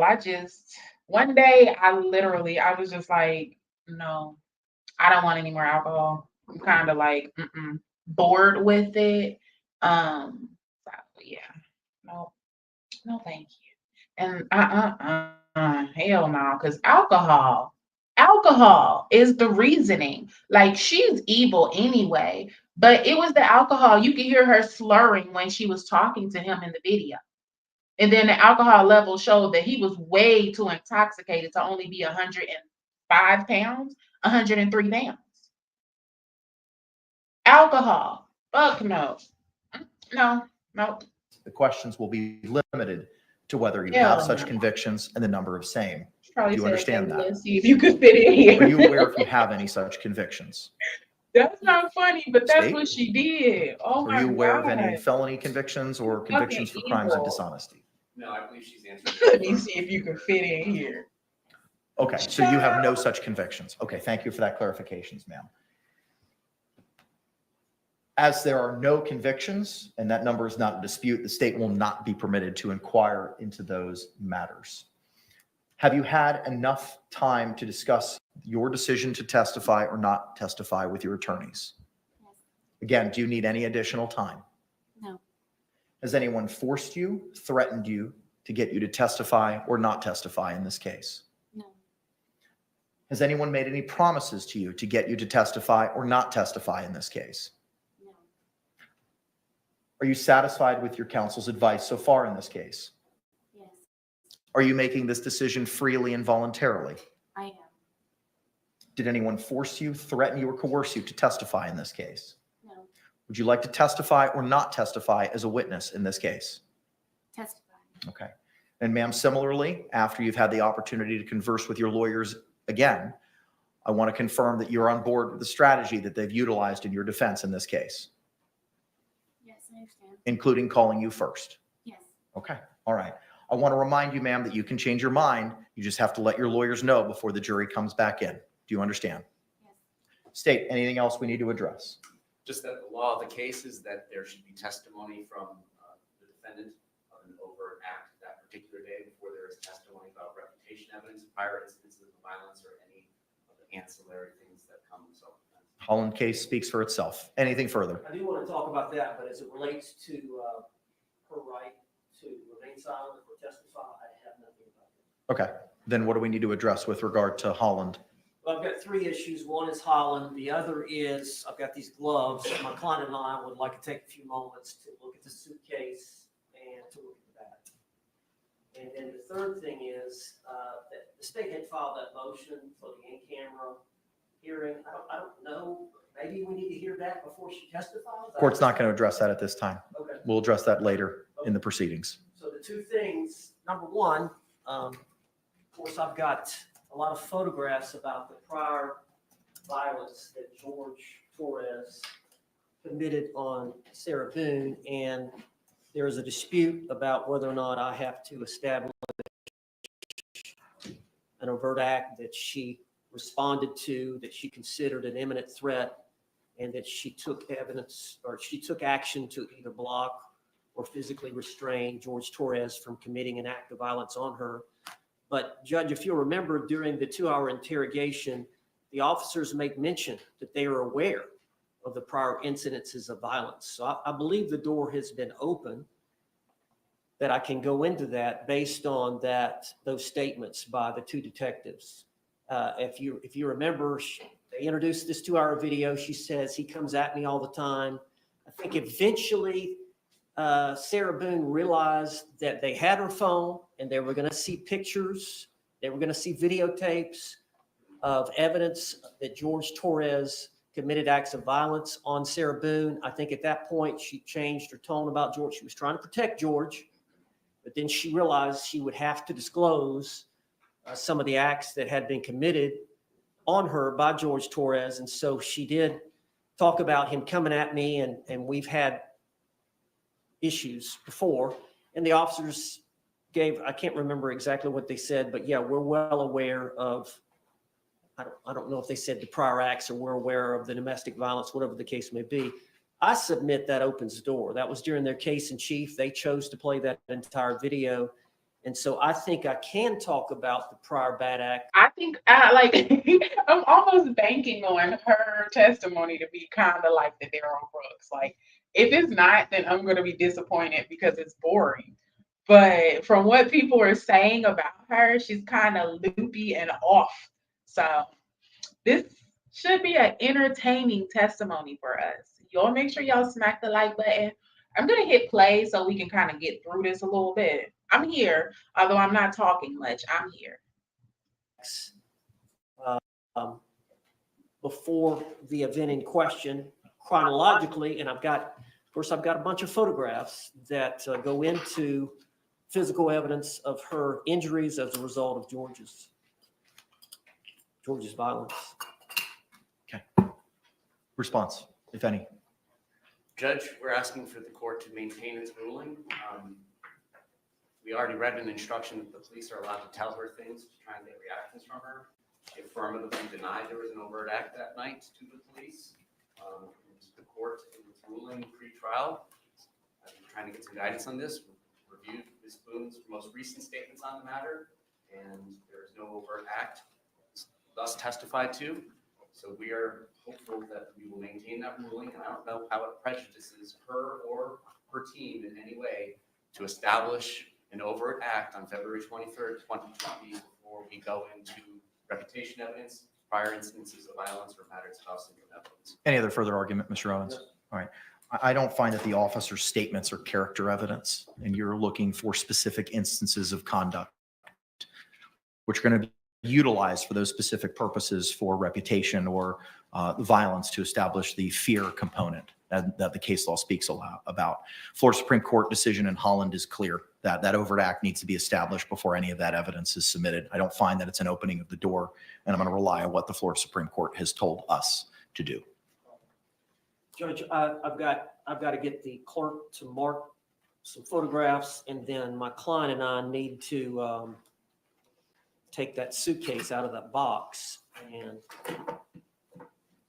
inspect it, play with the zipper a little bit, and then also take that bat out of that paper bag and inspect it before she testifies. Any response? I'm just confused why we haven't utilized the nearly half an hour or more that the court has been off the bench to get these photographs marked.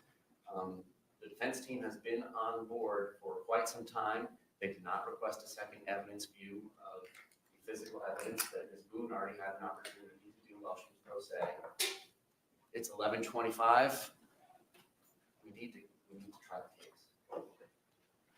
Judge, I think that she had that evidence view, I think, with Billy Lane. I believe that was the day after I filed my notice of appearance, or maybe it was the day I filed my notice of appearance. I don't remember exactly, but it had already been previously scheduled. I was in Milton, so they went ahead and did it that morning, I believe at the jail. I believe the evidence. Any particular reason why it hasn't been done in the last 45 minutes? Because I sent my juror out. I've been meeting with my client about Okay. her rights to testify or not, and other related matters. So in terms of not. No, you met with your client over the rights to testify just like 10 minutes ago. There was a whole damn recess, and then they took a whole nother break, and then you met with your freaking client.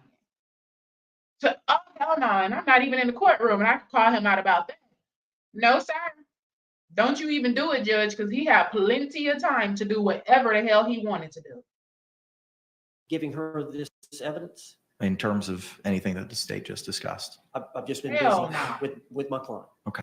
How much time do you need in order to pre-mark these exhibits and look at the baseball bat and the suitcase, which have been entered into evidence? I would think 15 minutes.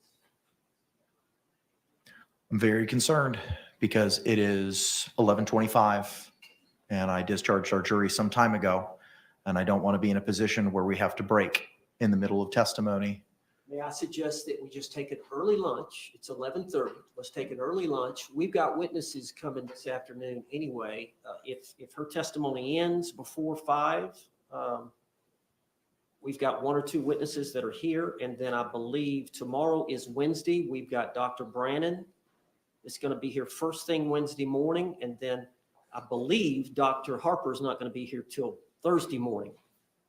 So we're going to have a little gap in time unless we've got to put on several officers about prior acts and all that.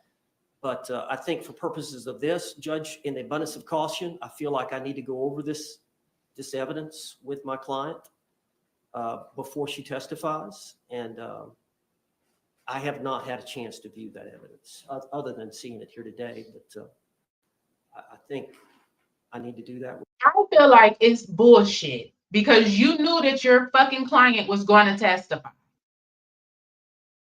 Hell no. I'm looking like the judge now at this point, bitch. You can't be for real. You knew Sarah was going to fucking testify. Y'all been trying to talk Sarah out of fucking testifying. So you should have prepped her a long fucking time ago. You should have prepped her during the 45-minute break. You should have prepped her during the 10-minute break. Or you could have prepped her during the fucking 10-minute break that y'all just took that the judge gave Sarah to communicate with you. Hell no. With her before she testifies. Okay, can the parties approach for a moment? They're trying to piss me off today.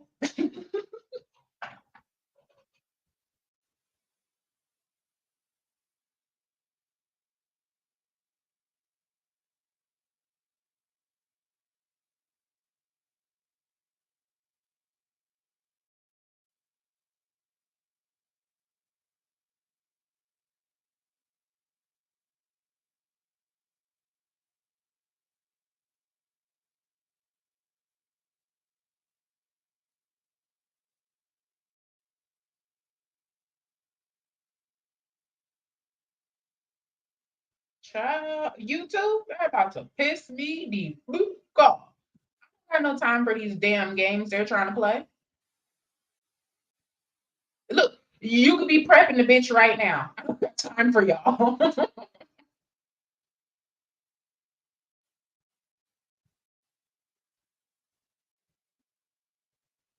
Child.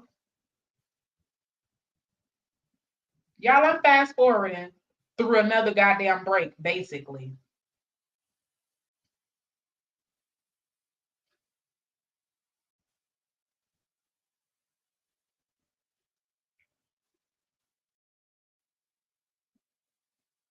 Did they put the jury out again? Honey.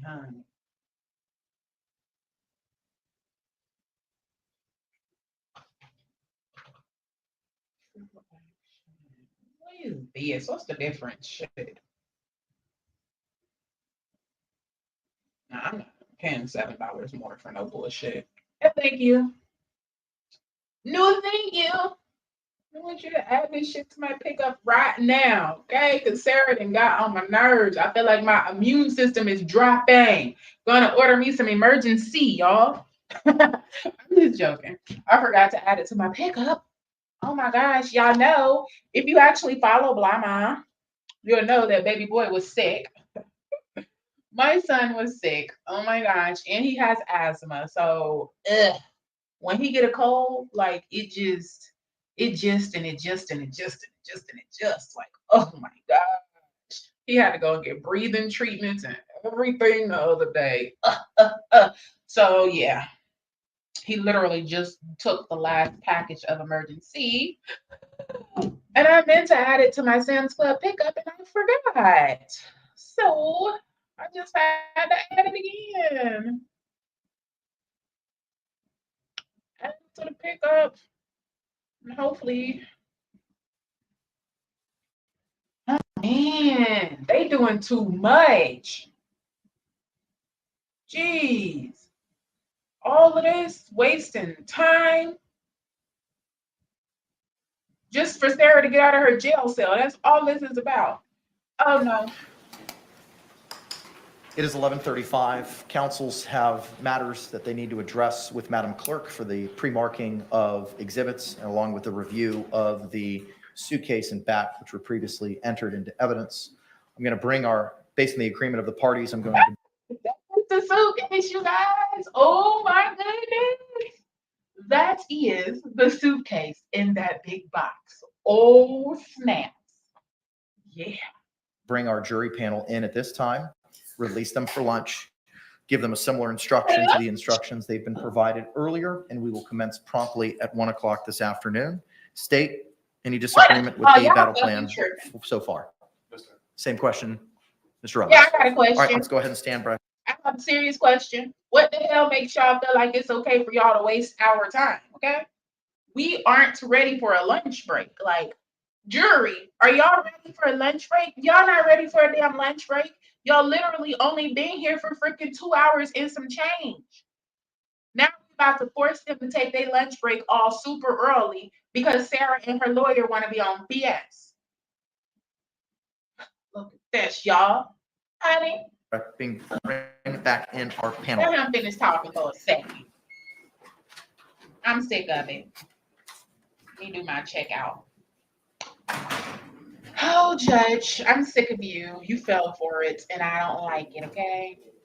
Let's see, y'all. They're going to recess, everybody. That you complied with the court's instructions. All right, thank you very much. Thank you for your patience. Matters with counsel took a little bit longer than we anticipated. We're going to take an earlier break today. It's 11:35. You don't have my patience, and you don't have a fucking you welcome, okay? I want to arch his eyebrows, though, for real. No shade. They just look so thick and big that I just want to shave away at them little by little until they're little and shaped like hers. We anticipate the defense putting on a case this afternoon, and we don't want to get into it and then have to break a half an hour into it. So we're going to go ahead and take that break at this time. I'm going to give you a similar instruction as I've read to you over the last couple of days. Jurors, you must not conduct any investigation on your own. This includes reading newspapers, watching television, or using a computer, cell phone, the internet, any electronic device, or any other means at all to get information related to this case or the people and places involved in this case. This applies whether you are in the courthouse, at home, or anywhere else. You must not visit places mentioned in the trial or use the internet to look at maps or pictures to see any place discussed during the trial. Jurors, do not watch local news or read local newspapers. Oh, wow. Jurors must not have any discussions of any sort with friends, family members, or even your fellow jurors about the case or the people and places involved. So do not let anyone make comments to you or ask questions about the trial.